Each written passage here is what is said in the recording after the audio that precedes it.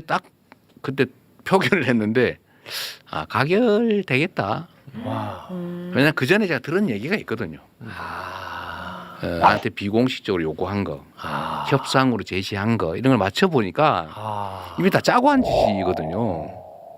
누가 짜요? 당내 일부하고 검찰이요? 거의 비슷하게 맞춰져 있더라고요. 에? 이건 너무 아니 충격적인. 뭐 짰다는 그 증거는 없고 그러니까 그렇게 추측이지. 이제 추정하신다는 거죠. 이렇게 연관성이 있어요. 타임이. 아니 민주당이 예를 들면 결국은 그런데 제가 생각했던 것보다 더 좀 큰 사람 같네요. 뭐야 이제 세 명이서 요거는 진짜 내가 상상하지 못했던 이야기예요. 자, 그러면 우리 대표님이 어느 정도의 대인의 풍모를 갖추고 계시는지 저는 이 질문으로 한번 확인을 해볼까 합니다. 네. 그리고 이제 시간이 흘러 2023년 9월이 옵니다. 이때 이제 어마어마한 큰 사건이 있어요. 뭐냐? 대북 송금 혐의, 위증교사 혐의 등으로 검찰이 구속영장을 또 청구를 합니다. 근데 국회에서 이제 체포동의안 표결을 해야 되지 않겠습니까? 네. 표결을 했는데 굉장히 충격적 결과가 나왔어요. 민주당에서 대거 이탈표가 발생하면서 오. 체포동의안이 통과가 돼버린 거야. 체포해라. 체포해라. 해도 근데 된다. 민주당 의원들도 우와. 우리 이재명 대표 좀 빨리 잡아가세요. 진짜요? 어머. 아이고 우리도 보기 싫습니다. 이겁니다. 이 언어로 표현하자면 네네네. 당 대표인데 네. 야, 이 어느 정도 대인의 풍모인지 한번 그 왜 이렇게 짜증을 내요? 나죠. 그럼 이게 뭐 하는 짓이야? 가만히 계세요. 집안의 어른을 그렇게 예. 막 그랬구나. 지금 이게 대인의 되는 풍모 거예요? 지금 여기서 체크 들어갑니다. 테스트입니다. 네. 그때 인간 이재명 네. 솔직히 어땠습니까? 솔직하게 뭐 예상한 일이었어요.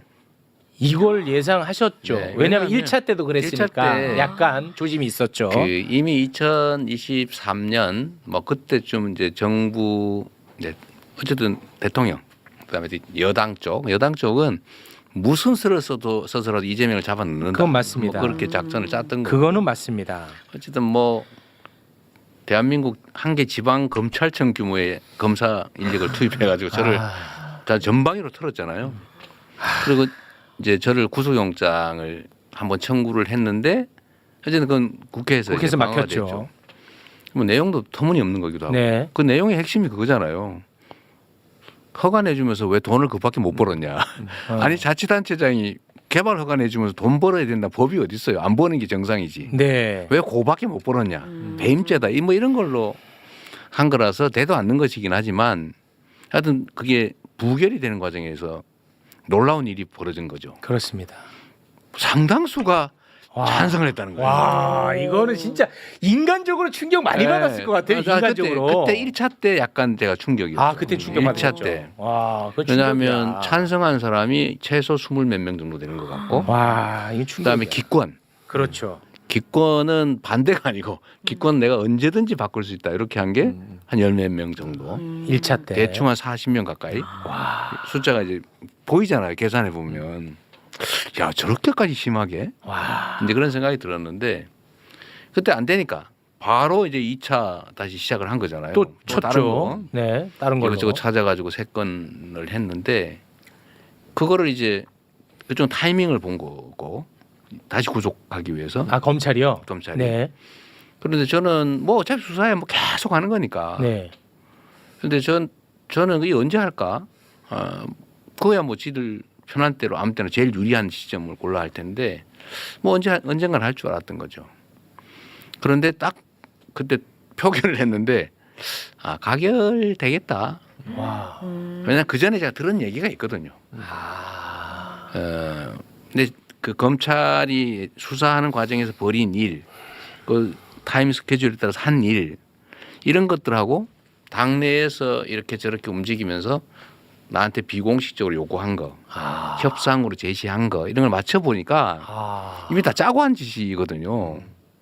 누가 짜요? 당내 일부하고 검찰이요? 거의 비슷하게 맞춰져 있더라고요. 에? 이건 너무 아니 충격적인. 뭐 짰다는 그 증거는 없고 그러니까 그렇게 추측이지. 이제 추정하신다는 거죠. 이렇게 연관성이 있어요. 타임이. 아니 민주당이 예를 들면 6월 달에 누군가를 만났는데 그분이 저한테 사법 처리될 거니까 당 대표를 그만둬라. 그만두지 않으면은 뭐 일이 생길 것 같으니까 본인을 위해서나 당을 위해서나 사퇴를 해라. 민주당 의원이요? 민주당에서 뭐 유력한 분이 유력한 분이. 그렇게 얘기를 해서 너무 근데 시점도 정해줬단 말이에요. 언제까지 와 이렇게. 시한을 주고 네. 와, 야 근데 이거는 그게 나중에 보니까 영장 청구 시점하고 딱 거의 맞아 떨어져요.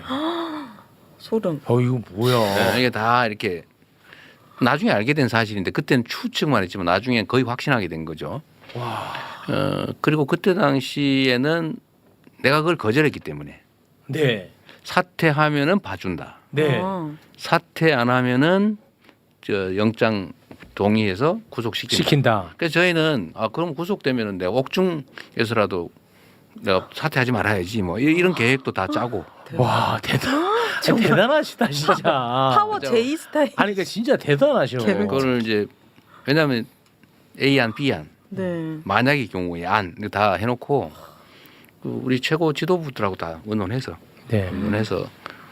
비상사태가 벌어질 가능성이 높으니 그때는 이렇게 하자 뭐 이런 거 다 해놓고 했는데 가결된 거죠. 예상한 대로.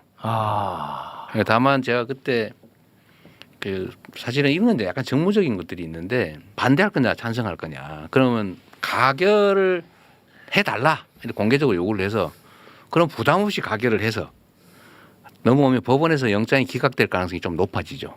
왜냐하면 국회가 내가 요구해서 가결한 거니까. 그런데 반대로 내가 부결해 주세요 했는데 네. 가결이 돼버리면 영장 발부 가능성이 훨씬 높아져요. 네네. 그러겠다. 무슨 말씀인지 네. 알겠습니다. 그래도 저는 부결해 주세요라고 하고 가결이 될 것으로 저는 각오를 했어요. 근데 왜 그렇게 했느냐? 그건 뭐예요? 그러면 이 가결한 규모가 드러나잖아요. 누가 가결을 했는지가 드러난다고요. 네. 그런데 만약에 가결해 주세요에서 전원이 동의를 해버리면 가결한 사람이 드러나질 않잖아요. 전략가시는. 아니 그거 드러나서 저는- 뭐 하시려고 그랬어요? 책임을 물어야죠. 책임을. 이게 내가 개인적 감정이 있는 게 아니고 그건 아니고. 당이 살려면 이게 민주당이라고 하는 거를 사적 욕망의 도구로 쓰고 상대 정당 또는 이 아주 폭력적 집단하고 암거래를 하는 이 집단들이 살아남아 있으면 당이 뭐가 되겠어요? 야. 그래서 저는 구속 가능성이 높아지는 걸 감수하고 부결 요청을 해서 가결 동의자를 최소화하고 거기에 대해서는 우리 당원과 국민들이 책임을 물을 거라고 본 거예요. 진짜 그렇게 생각하신 거예요? 그 사실은 우리 같이 상의한 사람 다 있어요. 와. 그래서 결국 그렇게 됐죠. 그렇게 됐죠. 제가 그들을 구체적으로 제거하지 않았지만 네. 결국은 행위에 당원들이 대해서 했죠, 당원들이. 책임을 물어야 책임을 지는 게 이게 민주적 정당이죠. 아니 근데 그 이탈표 있잖아요. 네. 이 가결을 행사하신 분들. 그분들한테 이 사건을 좀 들여다보라고 설득해 보신 적이 있습니까? 아니 의원님이 나서서 그러니까 대표님이 나서서 설득하지 말고 사건을 들여다봐. 왜 이 말씀을 드리냐면 제가 뭐 특정인 이름은 거론하지 않겠습니다만 대표님을 진짜 혐오하는 누군가가 있는데 그 사람도 대표님 사건에 대해서는 이건 뭐 무죄다. 그리고 이거는 검찰이 다 뒤집어 씌운 거라고 얘기를 합니다. 네, 아무 증거가 없어요. 아니 그렇게 얘기를 해요. 진짜 혐오하는 사람인데도. 그러니까 그렇듯 이 사건만 그냥 좀 봐달라. 이렇게 설득한 적 없습니까? 뭐 크게 안 했어요. 왜냐하면 제가 이 구구하게 그걸 설명을 하면 구차하고 그건 법원에서 어차피 결판이 날 거고 저는 이 나라 사법제도를 어느 정도 믿는 사람이기 때문에 구구하게 설명하는데 의미도 없고요. 그래요. 그리고 그분들이 예를 들면 이재명이 죄를 지었구나. 그러니까 하지 말아야지 이런 생각하는 사람들이 아니고 정치적 이해관계 때문에 제거해야지. 이런 데 동의하는 것이기 때문에 설명은 의미가 없어요. 의미가 없어요. 네, 다 정치적 판단이기 때문에. 그렇습니까? 근데 결국은 뭐 좀 이따 얘기를 하실지도 모르겠지만 총선에서 그게 다 드러나 버렸고 정리가 됐죠. 그리고 하필이면 그 시점에 그 논란이 있던 시점에 소위 민주당의 의원 평가가 이루어졌어요. 그 시기가 그거 하는 시기예요. 네. 이게 겹쳤어요. 네. 그 겹치는 바람에 그 가결했던 것으로 의심을 받은 사람들이 당원 여론조사, 지역 구민 여론조사, 의원들 간의 상호 평가 이런 데서 엄청나게 감점을 받아버려 가지고 그래서 그 평가가 많이 낮아진 측면이 있습니다. 아. 우리가 일부러 뭘 한 게 아니고 그러니까 이재명의 사감으로 한 것이 전혀 아니라 아니고 시스템에서 진짜 했는데 네. 그게 맞아 떨어져 버린 거예요. 아. 제가 총선 공천 과정에서 당이 엄청나게 많은 교체가 이루어졌는데 후보 교체가 이루어졌는데 소위 배제한 사람이 7명밖에 없어요. 그것도 나름 이유가 있는 사람이 4명이고 그냥 정부적 판단으로 배제한 사람은 3명인가밖에 안 됩니다. 나머지는 다 경선했는데 네네. 당원들이 다 가려내 버린 거죠. 그 신기하다. 체포 동의안 때 얘기를 하면요. 네. 이 대표께서도 좀 알아야 될 게 있어요. 네. 뭐죠? 뭐예요? 이재명 지지자 하기가 왜 이렇게 힘드냐. 왜요? 속이 그건 맞습니다. 터지는 맞습니다. 한두 번도 아니고 이거는 거의 미쳐버릴 것 같은 그 불안과 아슬아슬함이 계속되니까 정말 나중에 지치는 거예요. 끝없이 양반 재표 들어가서 다 끝장나나? 뭐 하여튼 매번 이러는데 그때는 정말 너무 힘들었던 기억이 나는데 최대 위기였죠 정치적으로. 네. 근데 이제 그런저런 걸 다 거쳐서요. 저도 이제 민주당의 역사를 이 외부인이지만 그래도 공부를 통해서 안다고 생각을 하는데 오너십을 가진 당대표 정당이 두 번째예요. 김대중 때 한번 내당이라고 할 수 있는 정도의 오너십. 지금은 뭐 일극 체제니 뭐니 다 마음대로 떠들라고 해도 돼요. 아니, 또 오너십도 그 언론에 그렇지. 이것도 아니, 큰일 날 수가 있어요. 그런 말씀하지 마요. 아니 어떤 것은 오너십은 빼. 어떤 것은 편집 아니 편집 말고 오너십 빼. 어떤 안 돼, 안 것은 돼. 하면 안 돼. 대꾸하지 말고 흔들지 마. 왜냐하면 임기 후에 간다는 거 다 아니까. 그러니까 지금 정도의 당 장악력을 가진 건 놀라운 일인데 네. 여러 요인이 있을 거예요. 그중에 핵심이 뭐라고 생각하세요? 일단 당원 중심 정당이 된 것이고요. 이 나라가 민주공화국이라고 하면서도 사실은 민주적이지 않았던 때가 많아요.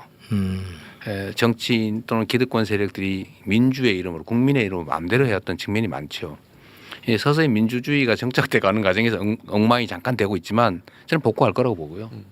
당도 마찬가지입니다. 당도 당원 중심 정당, 당원 주권 뭐 얘기를 하면서 실제로는 당원이 배제됐거든요. 네. 근데 제가 어쨌든 한 2, 3년 이렇게 가까이 있으면서 당원 중심 정당으로 계속 끊임없이 보폭으로 옮겼고 당원들도 내가 이 땅의 진짜 주인으로 취급받는 것을 넘어서서 당원이 주인 돼야지, 주인으로 돼야지, 주인 자리 찾아야지 이런 의지가 엄청 강해진 거예요. 그래서 그런 것들 때문에 당이 당원 중심으로 가라앉은 겁니다.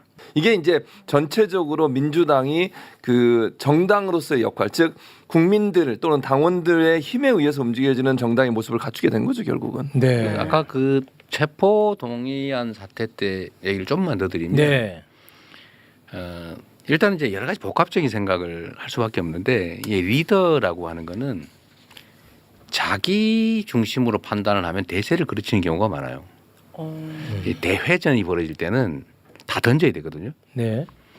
그 이제 조국 교수가 가끔 쓰는 말인데 육참골단이라고 네. 살점을 주고 뼈를 취하는 겁니다. 네. 그래서 정말 핵심적인 거를 남겨놓고 나머지 다 던져버리는 거예요. 제가 이제 구속될 가능성이 높아진다고 하잖아요. 이론적으로 그렇거든요. 네. 그런데 이제 최종적으로는 사법부의 판단이 일단 남아 있고 저는 이 증거가 없다 이게. 아니 제가 얼굴도 모르는 사람한테 100억 주라 그래서 그 사람이 덜렁 그 돈 욕심 많은 분이 100억을 아무 이익도 없이 줬을 리가 없잖아요. 북한에다가요. 네. 네. 어쨌든 그게 핵심인데 아무런 증거도 없고 형식적 증거도 없으니까. 그래서 이거는 가능성은 여전히 남아있지만 높긴 하지만 남아있고 대신에 이걸 덮어버리고 하면 영영 죽는다. 잠깐 내가 편할지는 몰라도 이걸 덮어서 타협해서 그들이 다 그 안에 숨어서 민주당의 여전한 권력을 상당 부분을 갖고 있으면 네. 총선은 어떻게 할 거며 네. 그다음에 저 윤석열 저 정권을 상대로 어떻게 대오를 유지해서 싸울 수 있겠냐. 불가능하잖아요. 네. 그래서 어쨌든 이걸 정리를 안 하면 결국 죽는다. 잠시 살다 사거리 다 전멸하는 수가 발생하기 때문에 그 가능성이 높더라도 위험을 감수하는 대신에 저쪽을 드러내면 당원들이 골라낼 거고 그러면 제가 일시 제거되더라도 당은 산다. 총선에서 이긴다. 그래서 대행체장 이런 거 다 나름 다 준비해 놓은 거죠. 아 그래요? 결국은 그런데 제가 생각했던 것보다 더 좀 큰 사람 같네요. 뭐야 이제 세 명이서. 요거는 진짜 내가 상상하지 못했던 이야기예요. 아, 그러네요. 네. 역사책 보면 리더가 몇 명 이렇게 아니, 요거는- 안 나오잖아.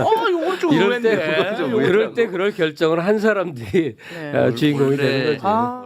야, 근데 그때 구속될 것을 염두에 두고도 그런 판단을 했다는 것은 진짜 각오하고 한 거죠. 대단하시네요. 오. 근데 뭐 어찌됐든 결과적으로 법원에 의해서 또 제동이 걸렸죠. 네. 아. 뭐 좀 이상한 표현인데 항상 그 기적 같은 결과가 나타납니다. 원래 그러죠. 와. 흔히는 기적 같은 일이 자꾸 쌓여서 결국은 기적이 벌어지죠. 와.